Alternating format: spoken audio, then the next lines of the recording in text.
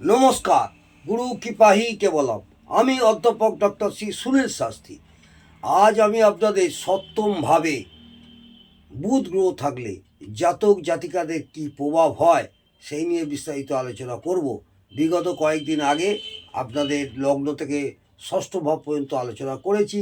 আজ আমি আপনাদের কথা দিয়েছিলাম সপ্তম ভাব অর্থাৎ জায়া ভাব, পত্নী ভাব বা সেভেন্থ হাউস, এই সেভেন্থ হাউসে জাতক জাতিকাদের বুধ গ্রহ থাকলে কি প্রভাব হয় সেই নিয়ে বিস্তারিত আলোচনা করছি।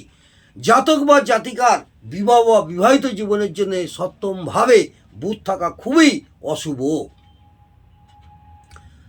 আবার বলি, জাতক বা জাতিকার বিবাহ বা বিবাহিত জীবনের জন্য সপ্তমভাবে বুধ থাকা খুবই অশুভ। কারণ সপ্তম ভাব থেকে বিবাহ বিচার করা হয় ও বুধ বালক গ্রহ। বুধ হচ্ছে বালক গ্রহ, তাই অল্প বয়সে বিবাহ হয়। এখানে অশুভ কথাটি মানে হলো বুধ দৈত্য ক্যারেক্টারের কারক গ্রহ। বুধ হলো দৈত্য ক্যারেক্টারের কারক গ্রহ। একের অধিক বিবাহ হয়। এইসব জাতক জাতিকাদের একের অধিক বিবাহ হয় অথবা বিবাহের পূর্বে বা বিবাহের পরে অন্য কোনো সম্পর্কে যুক্ত থাকার জন্য বিবাহিত জীবনে অশান্তি হয়, অবৈধ সম্পর্কে জড়িয়ে পড়ে বা অশুভ বলে ধরা হয়। ও তার সাথে সপ্তম ভাব যদি দৈত্য রাশিতে পড়ে, তার সঙ্গে সপ্তম ভাব যদি দৈত্য রাশিতে পড়ে, তাহলে একের অধিক সম্পর্কের প্রবণতা বাড়ে বা জোরালো হয় বা একাধিক বিবাহ হয়। এরা উপযুক্ত সময় বা একটু কম বয়সে বিবাহ করে। বাস্তব অভিজ্ঞতায় আমি দেখেছি, যাদের জন্ম তারিখ অর্থাৎ ডাইভার নাম্বার 5 বা ডেস্টিনি নাম্বার 5, তাদের বেশিরভাগ ক্ষেত্রে অল্প বয়সে বিবাহ হয় বা প্রেম করে বিবাহ হয়। 5 সংখ্যা সম্বন্ধে বিষয়ে আপনাদের জানতে সংখ্যায় ভাগ্য বা সংখ্যাতত্ত্ব বা নিউমোলজি একটু জানতে হবে। এই 5 সংখ্যা হচ্ছে জাতক জাতিকারা প্রেমের বিবাহ বেশিরভাগ দেখা যায়। এদের বিবাহের সময় বা বিবাহের সম্বন্ধে কোনো রকম ছোটোখাটো ঝামেলা বা অশান্তি থাকতে দেখা যায়। বিশেষ করে রাহু যদি এই বুধের সাথে যুক্ত থাকে তাহলে অশান্তির পরিমাণ বাড়ে। বুধ যদি বলবান হয় বা শুভ হয়, বুধ যদি বলবান হয় বা শুভ হয়, তাহলে এদের পার্টনারের বুদ্ধিমান বা বুদ্ধিমতী হয়। এদের পার্টনারের অনেক বুদ্ধিমান বা বুদ্ধিমতী হয়। জাতক হোক বা জাতিকা হোক, বেশিরভাগ সময় দেখা যায় পার্টনারের বয়স অনুযায়ী পার্টনারকে দেখতে অনেক কম বয়সী লাগে। শুধু তাই নয়, পার্টনারের মধ্যে অনেক সময় দেখা যায় বাচ্চাদের মতন বাচালতা বা চঞ্চলতার স্বভাব। কারণ বুধ বালক গ্রহ, এই জন্যে।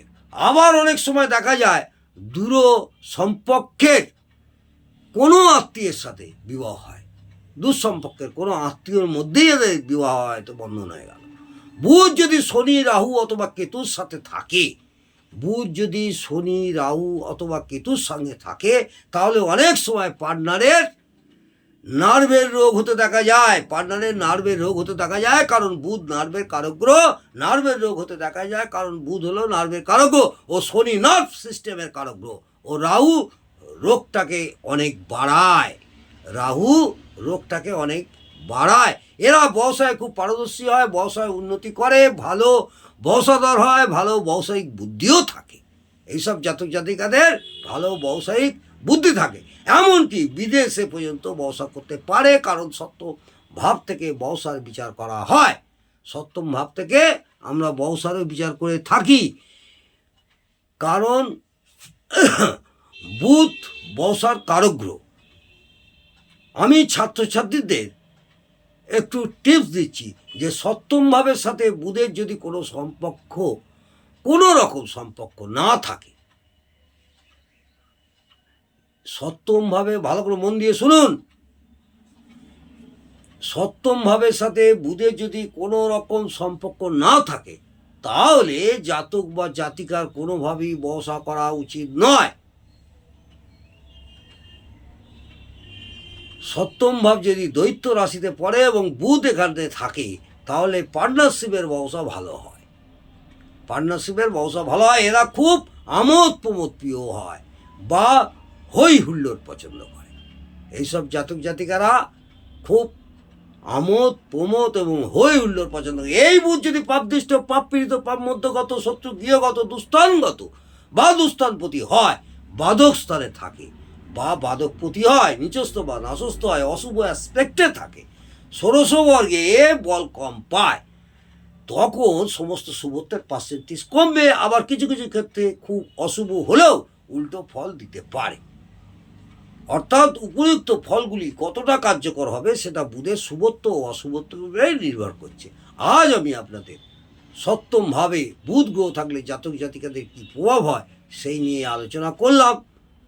যারা জ্যোতিষ চর্চা করছেন আশা করব তাদের ভালো লাগবে, এবং সাধারণ লোকও যারা একটু জ্যোতিষ নিয়ে পড়াশোনা করেন বা জ্যোতিষ সম্পর্কে একটু জ্ঞান আছে, এই ভাব সম্পর্কে একটু জ্ঞান আছে, তারা কোন ঘরে কোন গ্রহ বসে থাকলে কী প্রভাব হয় সেই নিয়ে আমি শিক্ষামূলকই আলোচনা করলাম, এবং আগামী দিনে অষ্টম ভাব নিয়ে আলোচনা করব।